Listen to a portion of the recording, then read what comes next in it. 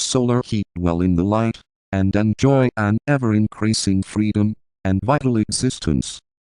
The true significance of the three aspects of spirit is only becoming apparent to the initiate of high degree, and cannot be expressed in words, nor comprehended by man before he has passed out of the human kingdom into the spiritual.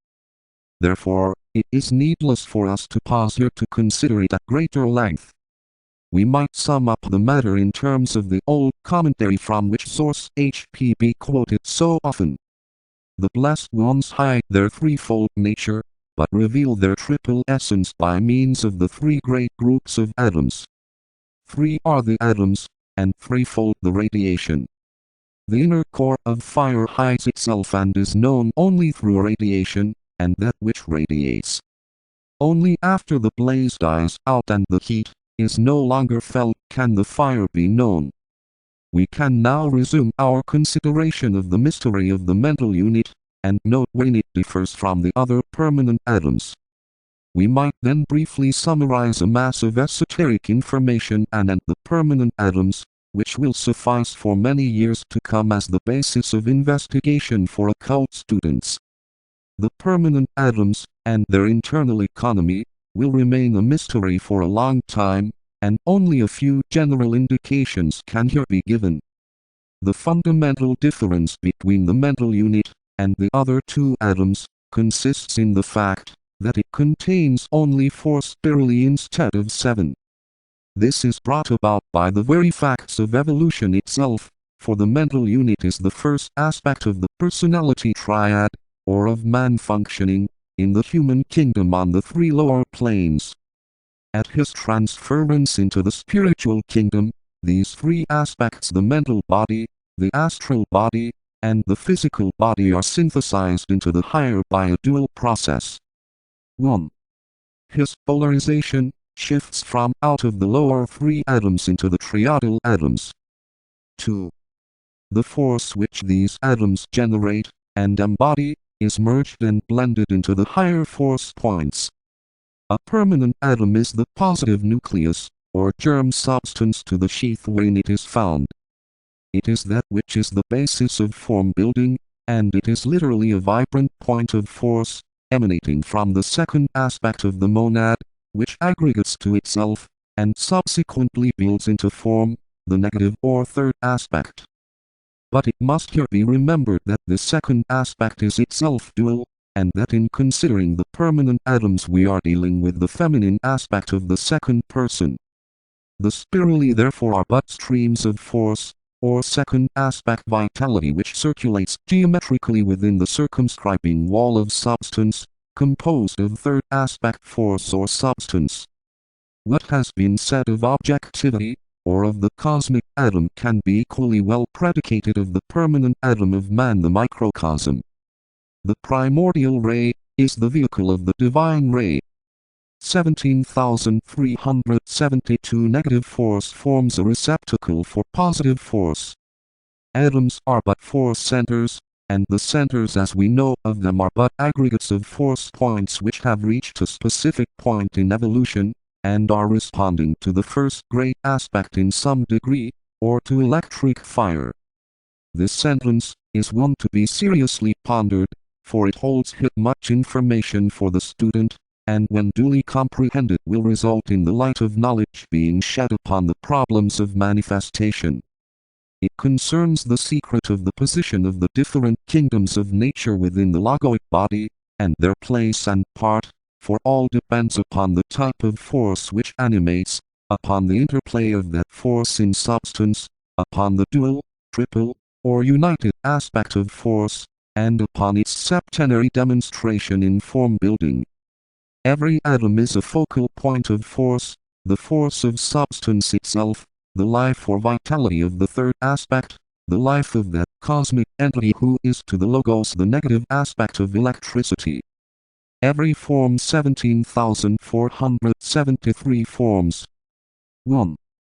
Divine ideation passes from the abstract to the concrete, or visible form. A. The objective is an emanation of the subjective. S. D. I. 407. B. Impulse is spirit energy causing objectivity. S. D. I. 349. S. D. I. 683. C. The Logos renders objective a concealed thought. S. D. I. 28. 2. 3 things required before any form of energy can become objective. S. D. I. 89. 1. Privation separation. Initial impulse. Energy. Will. 2. Form quality or shape. Nature. Love. 3. Matter objective sphere. Intelligent activity. CSD III 561. 3. Life precedes form. S. D. I 242. A. The thinker ever remains. S. D. I 28. B. Force of life is the transformation into energy of the thought of the Logos. CSD III 179. 4. Spirit evolves through form and out of form. S. D. I 680. A. Spirit has to acquire full self-consciousness. S. D. I 215. B. Form imprisons spirit. S. D. I 775. C. The principle of limitation is form. S. D. I 561. D. Spirit informs all sheaves. S. D. I 669. Note. E. Spirit passes through the cycle of being. S. D. I 160. 5. The devas are the origin of form. S. D. I 488. They exist in 2 great groups. A. The Ahai are the vehicle of divine thought. S. D. I 70. B. The army of the voice. S. D. I 124. They are the sum total of the substance of the 4 higher planes and of the 3 lower. 6. There is a form which combines all forms. S. D. I 118. CSD I 77. This form is the sum total of all that is manifested, or the entire solar sphere or system. This contains A. The 10 planetary schemes and all that is therein.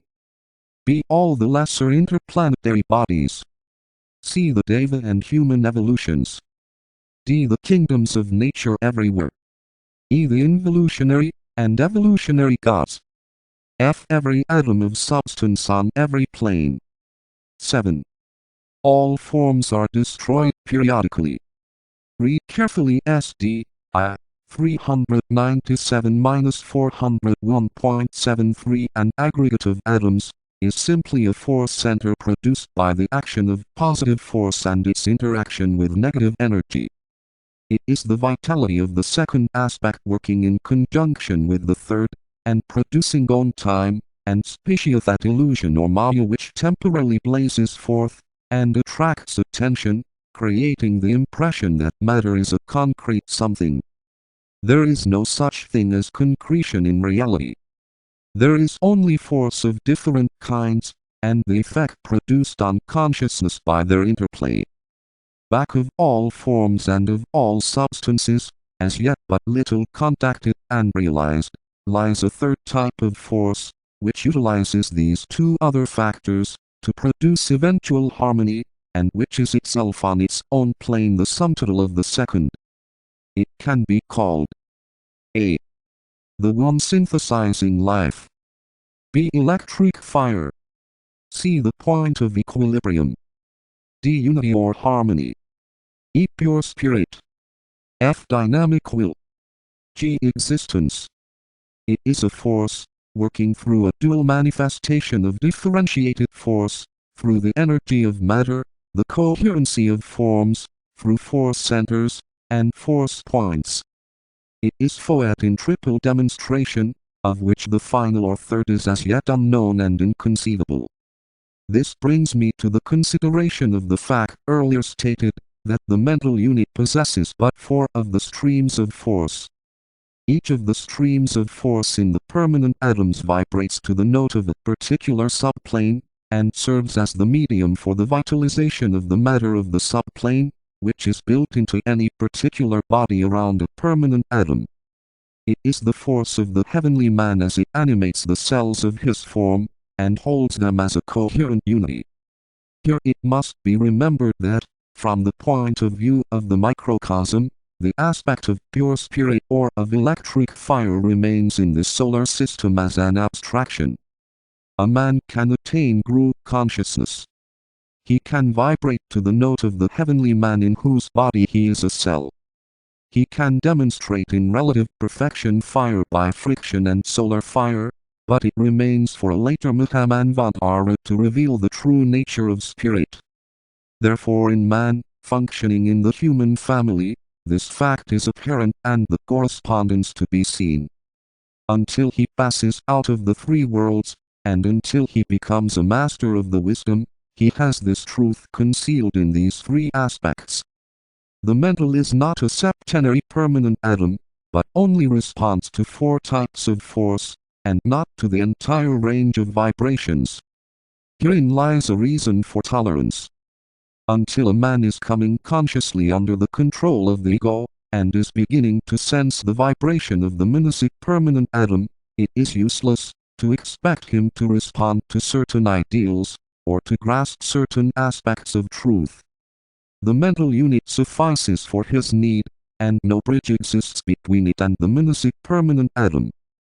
2.5 planes are concerned with the evolution of man, per se, in the fourth kingdom, and he only begins to transcend them as he nears the path and treads it. From the standpoint of average man in physical incarnation, the egoic consciousness, within the causal periphery, is as abstract as is the logos viewed as the dweller within the system. These 2.5 planes are of peculiar interest to the logos, as they embody that which, for him, lies below the threshold of consciousness. Those centers from which logoic kundalini is turning. That which is not considered a principle. That which is gradually passing into obscuration. It is impossible to enlarge further upon this mystery. 4. Summary. Before proceeding further, however, it might be well to sum up some of the facts anent the spirali and the atom, and then we can take up the subject of the causal body, and man, the individual. 1. The four lower spirali are definitely under the influence of the personality ray. 2. The fifth and sixth spirali are more specifically under the egoic ray, whatever that ray may be. 3. The fifth spirala has a peculiar value inasmuch as it synthesizes the lower four. It is the third when counting the streams of spiral force from the standpoint of the atomic pole. It vibrates to 5 types of force. 4. The spirali are literally 10 in number, 3 major and 7 minor. But from the unity point of view, they are the 4 and the major 3, the remaining lesser 3 being counted as one with their major, inasmuch as they are